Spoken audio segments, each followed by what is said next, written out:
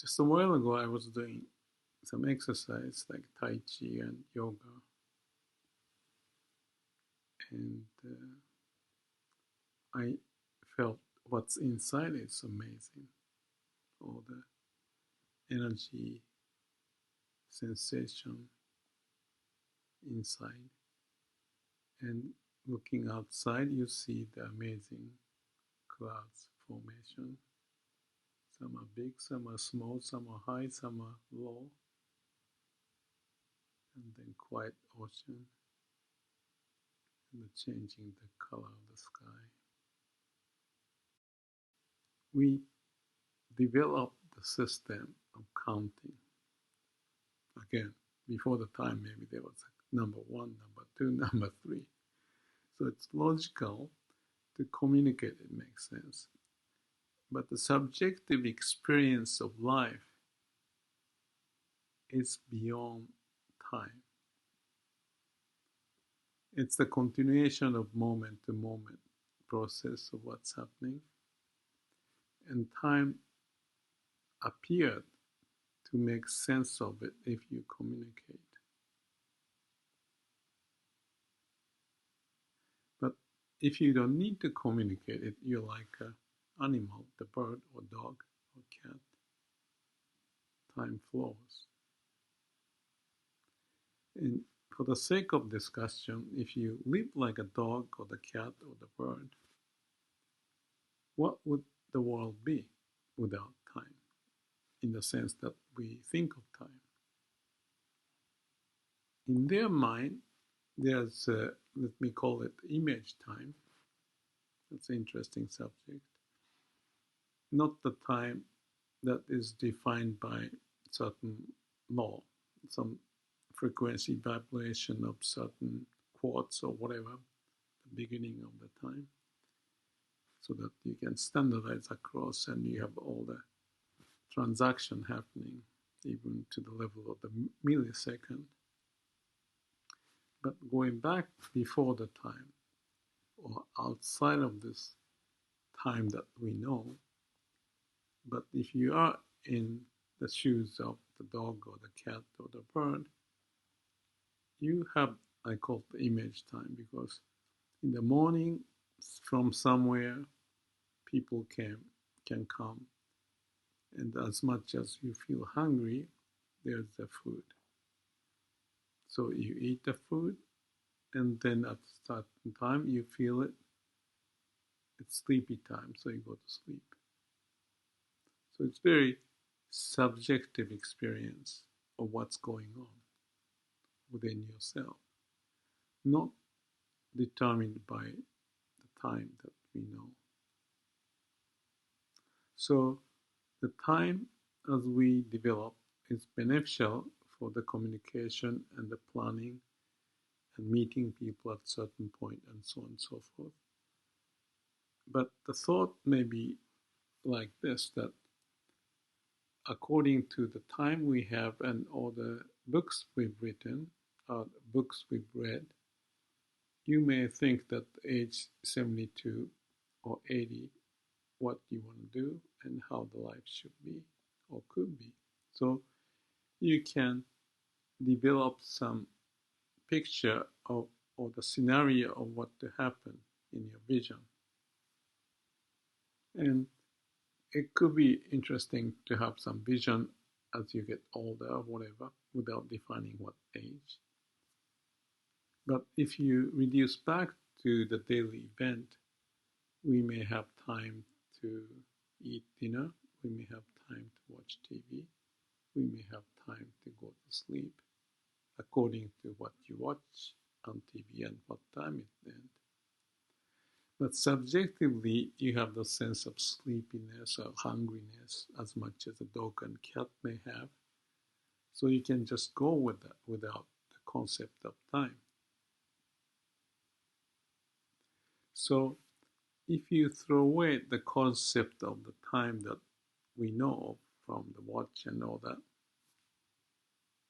and everybody carries watch, I don't carry anymore, but I still have the time so that if I need to communicate, we can set up when to meet and stuff like that. But other than that, my time here, because of the COVID situation, mainly, plus my preference of how I want to live, I don't have much of a social engagement according to the set time. So the life is simple. Let's think about my tax filing that is to come before April for the US purpose. And I have other things to process, health insurance, the visa issues, things of that nature, and my plan with my friends, some business related things. But if I'm not urgent to do those things, I can delay it. But once we start to use our mind, we can start to think that, okay, that and that would fall into this situation, and therefore the conflict would develop if I don't do certain things at certain sequence. So you start to get connected to the way of the schedule, the time, and the event, so that you can formulate the way to do it. And if you keep on multiplying it, and along with the daily schedule of when to go where, what to watch, what time, and when is the meal, then we have more of a specified way of living our life. But being in the COVID-19 situation and being alone here, I have more freedom, so that the subjective experience, the meaning of subjective experience, without the constraint of time, start to show interesting phenomena within myself, such that I start to appreciate the evening, the clouds, the sky, how the clouds move, and the changing light, and so forth. In the house, there are certain things happening, or, or you may not realize when you're busy watching TV or doing some work on the computer.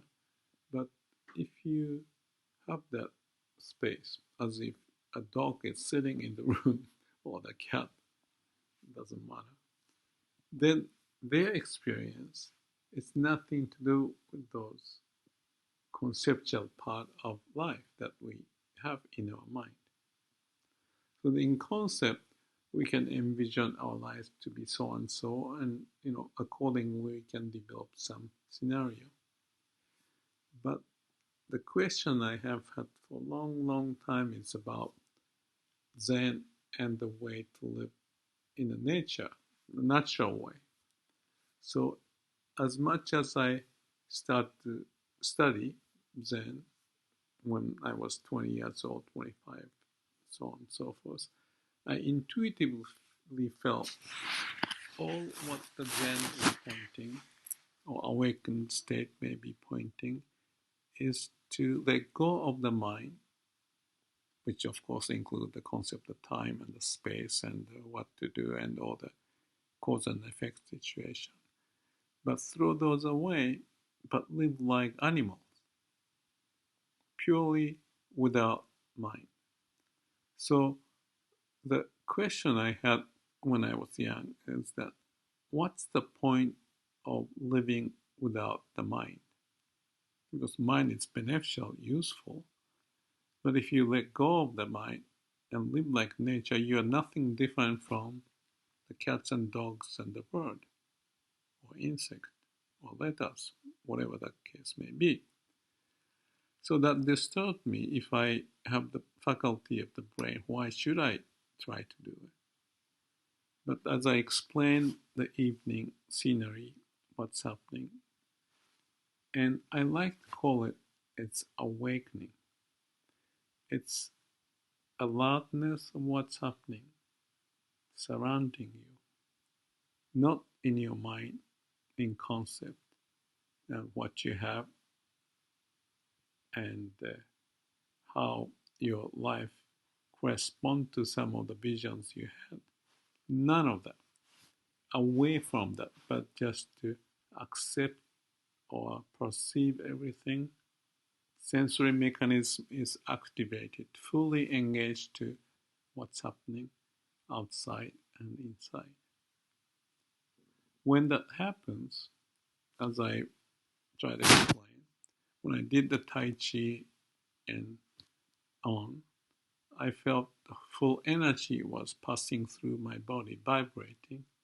And when I watch outside, the vividness of the clouds and the sky color, the bird, and the changing ocean scenery, it's like everything is the first time you see.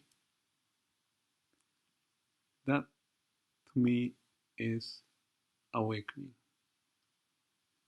Awakening, not living in the concept in the mind. Awakening, okay, like a dog and cat.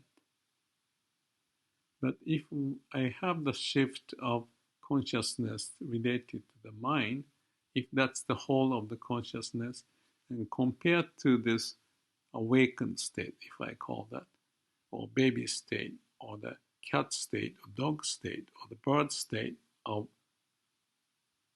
how you relate to what's outside and inside, the liveliness is prevailing. The whole sensation is full of life. You can see that in concept too, understand this. Because in concept, mind is like a computer, and the objectivity and cause and effect and A and B and C and when and what and where and how, all that stuff. But the real experience is a dynamic experience. As much as I do surfing, that's always a good example to me, because you cannot ride the wave on the surfboard in concept.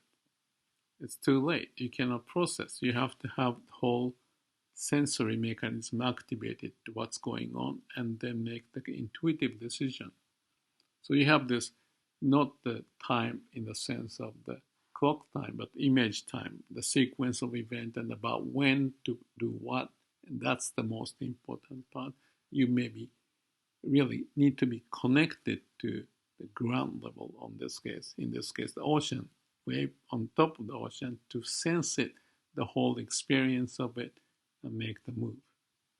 So truly that's the cat and dog and the birds and all that state. But is it to be diminished its worth? That's the question I had when I was young, and I'm realizing if you don't have that sense of subjective living, let's call it, it's not like living. You're just living in your mind. Do we want to live in our mind? If we have nothing else and to figure out how to use the mind, that's the main thing, then okay, that's the game in the, that's the game in the town, that you just play with it. But if you have this other experience, even though it may look like a degrading, it's nothing interesting if that's the world of the life of the dog and the cat and the bird, why do we want to do it? Because in the mind we can think about living better or approaching this and making money and have a fame and have a champagne on this town or in that island, a sailboat and all that. So you can live in that image. That's one in the mind. The other one is a direct experience of what's going on. So I guess the bottom line of this talk is that the choice is ours to live in this way or that way. Or in fact, you can connect this way and that way, back and forth in a dynamic manner, and have some kind of alignment, good connection between two, so that you are the whole entity of having the basic experience, direct experience of what it is, along with the human mind and the faculty to play as needed. So we use the brain, but you are connected to the reality of business, because in the mind is not the reality, it's just an image, like a scene on the TV. So maybe that's enough as a reflection today. If I summarize it, it's about the subjectivity and objectivity, or direct experience, the conceptual experience, and the choice. If you know how to get to the subjective or direct experience, you may find some refreshing, amazing, miraculous state of being. That's what I found. I may not be able to communicate this situation without that sense of direct experience. So let me just say one short example of what I felt the happiness was. When I did surfing in Malibu, I came out. On the way out, I take shower, cold shower, and then at the parking lot, I take off my wetsuits and then feel the sun. At the time, my mind was empty. Maybe I had a smile in my face. Maybe because I had a good ride, whatever. And then realized that it's not the ride, it's not what happened, but the sensation coming from within my whole body was excited. The sun, and after the cold shower, and after the exercise, movement, and now feeling like being alive. That's the aliveness that I felt. And I thought, it's not the happiness that I thought before, but this is just the happiness of as it is, as being. Not because I was in Malibu, not because of riding the wave, but the fact that you connected directly to my whole body experience was amazing. So that example of subjectivity versus objectivity, of body and whole existence, like a dog and cat and lettuce and bird, don't degrade that. In a way, they are awakened and living, being alive, compared to our living if we only live in the mind, which may not be the reality. It's like a TV screen. And trying to do this and that in the future or looking back, but missing the main existence, being of who we are. So the question, if I may, is what do you think? Which way to live? If we live in both ways, because you have to do some tax filing and using the mind every now and then, you may do it, but you can also connect to the other side and not given and choose the passage as you go, find a way, as if to ride the wave of the ocean, going with the flow. Yet you may also utilize what we have in our brain. Thank you.